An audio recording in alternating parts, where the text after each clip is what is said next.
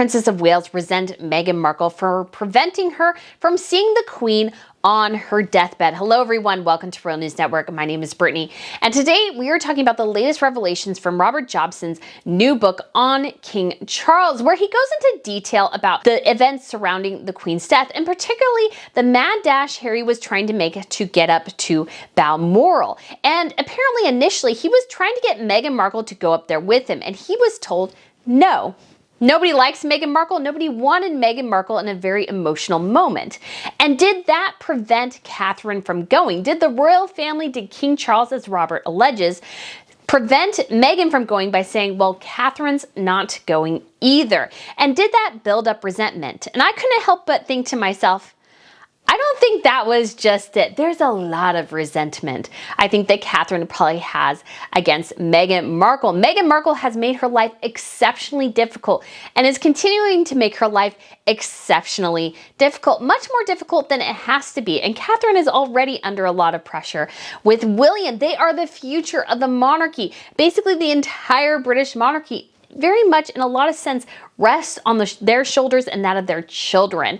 And so I think Catherine probably has a lot of, perhaps you could say, negative or dark feelings towards Meghan Markle. And I'm going to detail for you guys some of those instances where Catherine really was raked over the coals for no reason by Meghan. And that even Catherine has this particular grimace smile that she has in some of her pictures with Meghan, which I really think reveal the true extent of her dislike of Harry's wife. So we will go into details of that today, but if you guys haven't been here to Royal News Network before, like I said, my name is Brittany, and on this channel I provide compelling royal commentary about the latest news, sometimes a little gossip too. In addition, I will be reviewing television shows and movies and sharing a bit about history.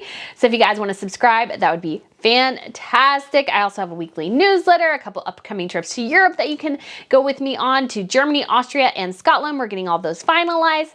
And then as well, I also have a fashion channel. I'm going to be doing my next TR Tuesday video tomorrow, guys. So if you guys are interested in that, it's all about royal fashion and then a couple of other things sprinkled throughout there as well. I would love to have you subscribe there too. And before we go into that, a bit of coronation news. Apparently there is a coronation quiche recipe that you can make. I'm planning on making that and show you guys if it's good or not. I will do a review. I'm not really a cook, but I will attempt. I actually have an entire plan for a potential future cooking show on YouTube, because I actually have this book and it's an old cookbook from like the 1900s. There are no temperatures, there are no measuring metrics really.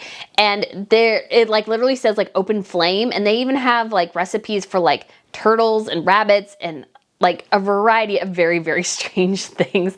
So I'm not gonna make those, but it has basically every recipe you could possibly think of. And I was gonna do a Victorian cooking show from one who can't cook. We'll figure out how to do this with no real discernible directions, but we'll just kick it around and see what happens. Like literally there's jams, cookies, all sorts of fun things in that book. So I just thought that would be fun to make that little quiche and give you guys a bit of a review about it. And then we also have a couple other royal guests confirmed. And I think this wraps up every major royal family within Europe. And this is the Dutch. So King Wilhelm Alexander and his wife, Queen Maxima, will attend the coronation service, but at the reception the day before, his daughter and heir, Princess Catharina Amalia, the Princess of Orange, and her grandmother, Princess Beatrix, who was the queen. There's a history of voluntary abdication within the Dutch royals. And so Princess Catharina Amalia will attend the reception with her grandmother, which I feel like is a huge moment for her. She's done a couple of royal duties so far. She's had one TR event. She's gone on a foreign royal tour, but this is her first very much a huge press event in the UK. She won't be going to the coronation service itself, but I just can't help but think this will be a really big moment for her, and I'm just so excited. She's had a bit of a rough year. She actually had to pull out of university because there were some threats against her life, and so she's been struggling with that. So she's had a bit of a rough year, so I'm excited that she'll have this opportunity. But back to this Catherine and Meghan relationship. Oh yes, I don't think these two women would have ever been on the same page, you could say, or ever have a strong relationship. Although I really will say, I think Catherine was open to it, but she sniffed something on Meghan really, really quickly. I think Meghan, you hear people who meet her and they are immediately either turned off by her or are insanely in love with her and think she's the best thing ever. Those are the two reactions. So I think what happens is some people are pulled in by the charm and just the fakeness, I think, of Meghan. And some people like Catherine, they immediately smell it. And I think Catherine was told too by William, hey, I'm just not so sure about this woman. And Catherine probably picked up on it pretty quickly as well, because you got to think, she had been in the public eye for about 15 years at that point. She's pretty good at, I think, picking out people's characters. And I think she was aware really, really quickly that Meghan was not all she was portraying herself to be. And we do have instances from Prince Harry where their first meeting didn't go well. Meghan was all California boho and hugging her and her, in just her jeans, and she didn't have any shoes on, and she was very casual, and she thought Catherine was very formal and stiff. Well, it could be Meghan Markle that perhaps Catherine is just not some person. She needs to get you to know you before she's really all that touchy-feely. And Meghan just doesn't have the greatest track record, I think, for reading people if they don't like her particular ways. And just to begin here as well, I'll insert a brief clip. This was from an interview from a woman who has met people related to Meghan Markle, and she had some interesting insights. And I'll go ahead and take a listen here. I know somebody who interviewed her, who shall remain nameless, because I tried to get her to come on my podcast, Infamous, and she said, I don't want to come because I've had a million tabloids calling me, people coming after me on the internet who are like stans of Meghan. But she had spent a day with Meghan in California, and her takeaway was, this person just is not on the level. What is it, though? What is it they don't like about her? It's that she's not real. She's just not real. She just doesn't know how to relate to human beings.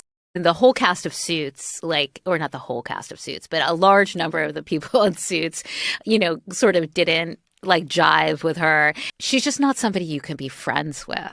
You can go on a hike with her through the Hollywood Hills, and she'll ask you about your family. She'll be very nice, but you never actually get to know this person. You can't touch her. You can't get through the glass. So I just think it's important to get her voice in there, because this is a voice of someone else who has met people who've interviewed with her, who've met cast members or talked with cast members and crew of Suits. And they've seen somewhat behind the veneer of Meghan. And I think what they say is key here. You can meet her and she might seem charming. You can have a somewhat relationship with her, but it'll never be deep. It'll never be real, because Meghan Markle isn't real. And this veneer, this glass mirage that she puts around herself is something that I think either people see through immediately, or they just see the facade and that's all they want to see. And I think Catherine and William were very, very keen. They saw through the glass mirage and they're like, okay, we don't know what your intentions are here. We just don't know who you are really. And so we're not going to be close. We're just not going to have this close relationship. And one of the things that we've heard about Meghan, and this is again is rumors, is that Meghan was taking pictures inside the palaces when she was not supposed to. And we even have proof and confirmation through the Netflix series that Harry and Meghan were taking unauthorized pictures that the palace didn't know about. And apparently Meghan was doing that pretty much from the jump. And there's some allegations as well that Meghan had taken unauthorized pictures of Catherine's children. And so one of the first tidbits we got, and this was from Finding Freedom, so you can take it with a grain of salt. This is the book of basically Harry and Meghan co-authored this with Omid Scobie and Carolyn Durand, said that Catherine was going to a shopping center and Meghan was going to a similar location or the same location, and Catherine apparently didn't offer a ride. And I totally understand why Catherine didn't do that if that's what actually happened. If they were seen together, the reports would be like, oh, they're getting along. Look at this great relationship that the two royal ladies, oh, they're getting together. And this was when Meghan and Harry were dating. And Catherine did not want to play that media game. I'm sure Meghan would have been keen to do that. Meghan would have been biting at the bit to be seen with Catherine and have that validation of being seen as close with Catherine. Even if it wasn't true, the validation in the public's eye and mind of being close to the royals, closer to the extended family, I think would have played in her favor. But Catherine didn't want to play those games. And of course, we also have their little sit down when they were at the Fab Four. This is after Meghan and Harry got engaged, and you could tell there was a bit of tension there. But of course, the huge thing that happened that Harry told us, and Harry's autobiography, I just look at that book and go, lad, what were you thinking? Because you make Meghan look like an outrageous psycho at points. Because what does Meghan do before they go on stage? Meghan is a professional actress. She is a competent woman. She's in her mid-30s. You would think she would know certain things, but what did she ask a pregnant woman for right before they went on stage? Her lip gloss. Her lip gloss. That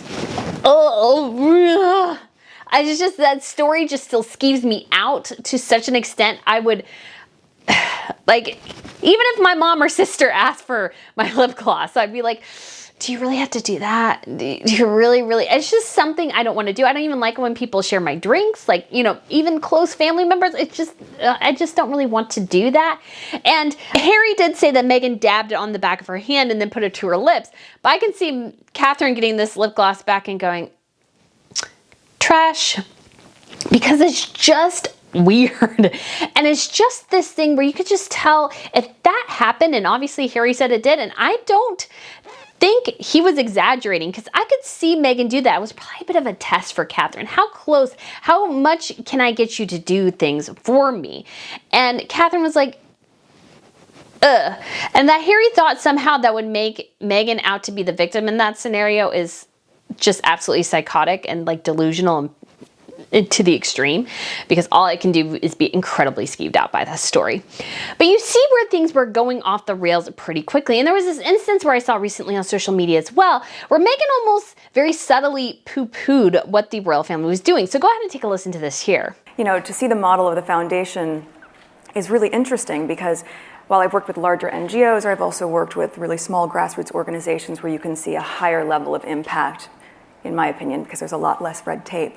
So Meghan really just, from the offset, she was barreling forward with her own ideas and not really considering what Catherine and William had built in the years beforehand, and how Catherine had spent a decade at William's side, facing the media, facing the onslaught of the press, to the point where they could finally get married, to the point where they felt like, yes, we can go ahead and get married, this is what we want, and all these sorts of things. Meghan just didn't really seem to ever care about Catherine and her feelings. And then, of course, we have the infamous Bridesmaids bust up. And there were two kind of instigators for that. Number one was that Meghan on a phone apparently told Catherine that she had baby brain, and Catherine did not take kindly to that, and basically implying that she was hormonal and that she had just had a baby. And it's like, well, maybe that was somewhat true, but you shouldn't generally say that to your future sister-in-law and try to make a joke out of it if you're not sure that that's a relationship you have. And Meghan's excuse was, well, all my friends do it in LA. I was like, well, you're not in LA, honey, anymore. You're in the United Kingdom. You need to start acting like you're in the United Kingdom. Of course, Meghan didn't care. And then we also have that Charlotte's bridesmaid's dress didn't fit. And Harry confirmed this in his book, that it didn't fit. It was massive on her. Charlotte cried. And Catherine was ringing up Meghan. You got to remember, she's about 2 weeks postpartum at this point, or about a week and a half. Her daughter's bridesmaid's dress doesn't fit. She has this tiny infant that she's trying to take care of. And Meghan, she calls Meghan, and what does Meghan do? Or no, she texts Meghan, and what does Meghan do? Meghan tells her, well, go take it to the tailor. And Catherine's like, no, this dress has to be completely remade. It's so terribly put together that it needs to be scrapped completely and redone. And Meghan's response was, well, just take it to the tailor, whatever. That's why he's there. And Catherine was like, well, fine. But you could just feel the tension because Catherine even reached out to Sarah Burton, who made her wedding dress, to get her opinion on it. And Charlotte's dress, if you see it at the wedding, the hem is massively uneven. It looks like a dress that was literally sewn together and put on her just before she walked out of the car. It's so terribly done. It makes Givenchy, I think, look particularly awful. A French couture house should not have that level of difficulty making a child's dress. It really, really should not. But there are actually specialty dress companies that make those bridesmaid dresses for children. That's what Catherine used. So Alexander McQueen did not make her bridesmaids dresses.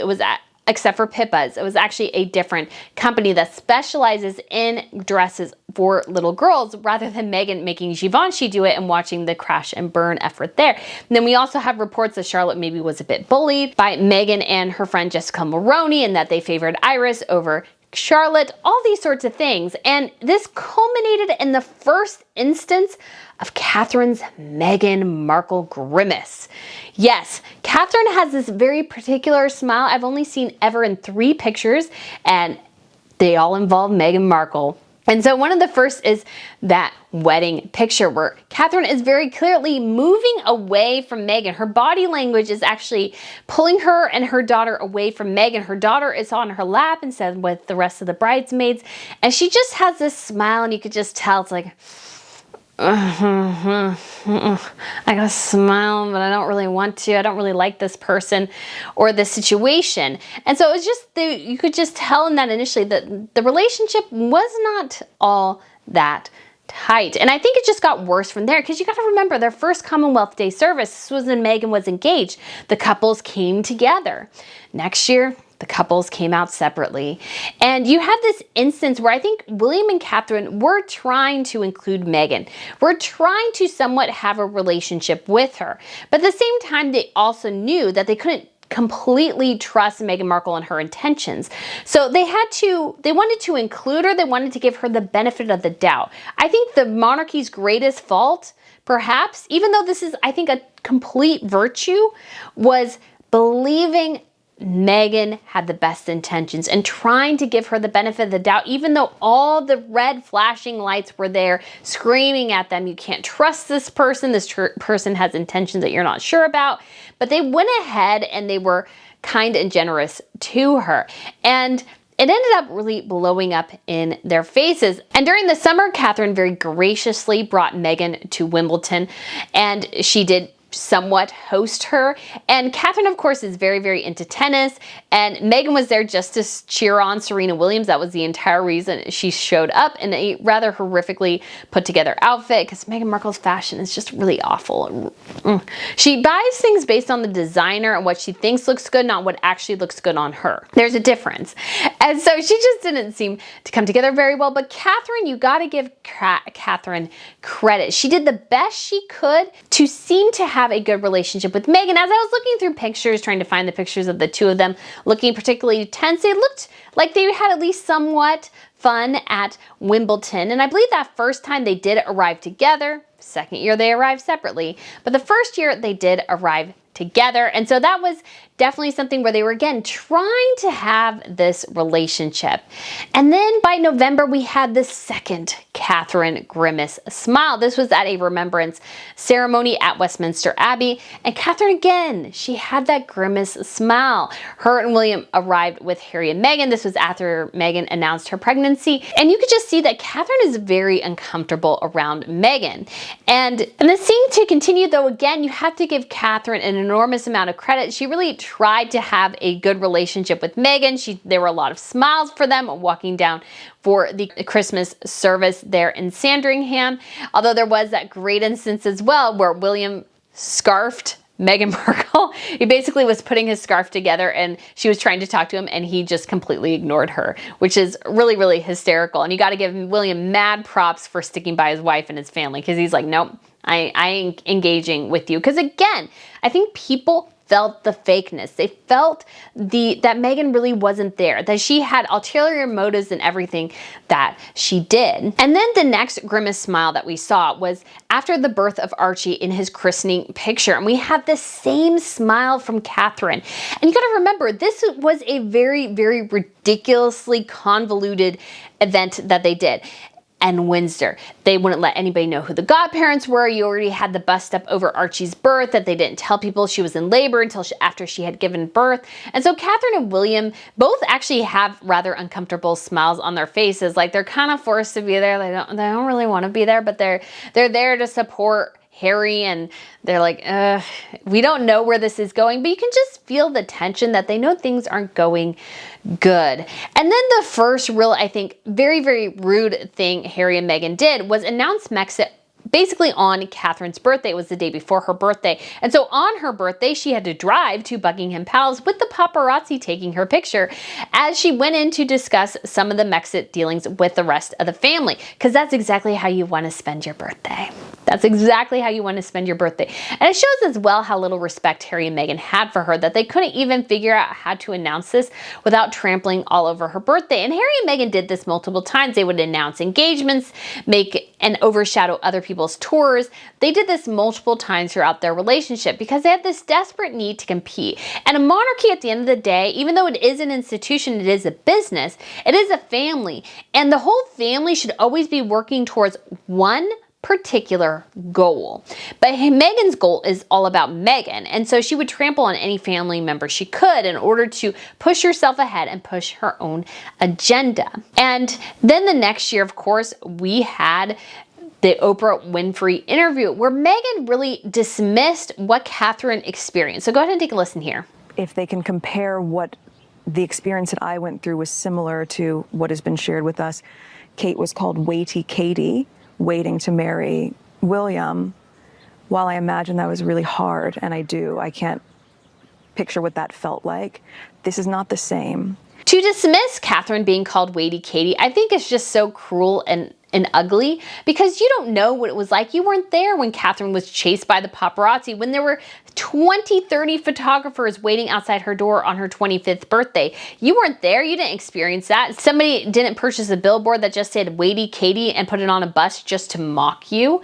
Catherine suffered for years under the intense scrutiny of the paparazzi. And you got to think, in the mid-2000s, that was somewhat the heyday of the paparazzi, before social media made paparazzi somewhat obsolete, because now people can post pictures of themselves, and so the market for some of this paparazzi stuff has dwindled somewhat, because the celebrities post pictures of themselves and you don't need the paparazzi quite as much in that instance. And so Meghan just casually brushing aside what Catherine experienced, I just think is so incredibly rude, and shows that she doesn't really care about her sister-in-law at all. And who can forget as well when Meghan alleged that it was Catherine who made her cry, rather than Meghan who made Catherine cry in that Oprah Winfrey interview.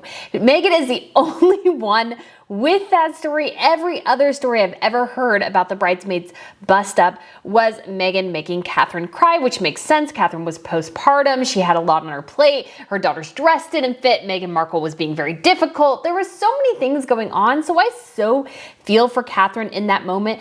And again, that Meghan tried to twist it as if it was Catherine who made her cry is just so ugly, I think, for a sister-in-law to do, especially on the public stage, knowing once again how well Catherine tried to help her at different instances. So if Catherine resents her, can you blame her? And then, of course, we also have what Robert Jobson went into, which is that Catherine perhaps did stay behind in Windsor for the sole reason of making it easier to get Harry up to Balmoral and leave Meghan Markle behind. Now, I could see this. I could see both situations. There actually are two different sides here that you could see. One is the situation Robert Jobson explained. The other one is that they knew they probably wouldn't make it before the Queen died, and that it really was necessary for William to be there as a future king. And Catherine, it would be best for her to stay home so that she could tell the children in person and that she could help them through the grieving process at home. I can see both sides of that. I think that makes sense. But if Robert Jobson's situation is correct, if Catherine was thinking of going at some point and then pulled back because they couldn't get Harry to go up there, because he was insisting Meghan Markle come with him, and the royal family is like, oh, heck to the no. No, Harry, you can't do that at all. So then we have this situation where Catherine is basically prevented from seeing the Queen potentially on her deathbed. Obviously, the other family members got there after she had passed. But you do have this situation where Catherine really could have actually perhaps been in that car with everyone else, because we did have Prince Andrew, Prince William, and Sophie and Edward. So there was an in-law who was going up there. And obviously Sophie had been with the royal family for over 20 years at that point. And so she had grown quite close to Her Majesty the Queen. So you can see the difference there. But at the same time, Catherine had been married in for 10 years. And I think Catherine and the Queen did have a very warm relationship. And so it would be very, very sad to know that Meghan Markle, being just the fun person that she is, prevented Catherine from seeing the Queen. But there's a whole litany of reasons why Catherine resents Meghan. Now, would Catherine put some of that aside if Meghan and Harry came to the royal family and were genuinely asking for forgiveness for their actions? Yes, because I think Catherine's a bigger person. I think she's a decent person. I think she's a real person. But Meghan Markle isn't. And I think Meghan has done everything she can to make Catherine's life difficult, in part because she's insanely jealous of the role Catherine will have. And she was insanely jealous and frustrated that the royal staff members always gave deference to Catherine over her. And part of it was, obviously, Catherine is the wife of the future king. She had been there longer than Meghan. She had developed a relationship with these staff members before Meghan.